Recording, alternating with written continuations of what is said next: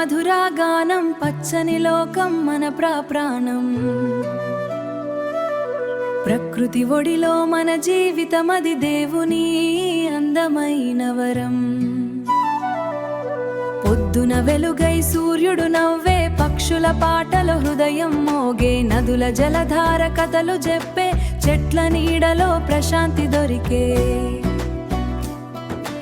ఆకాశం రంగుల కలదారి, మేఘాల వెంట మనసు విహారి, పూల పరిమళం ప్రేమను పంచే, ప్రకృతి ఒడిలో బాధలు మాయే.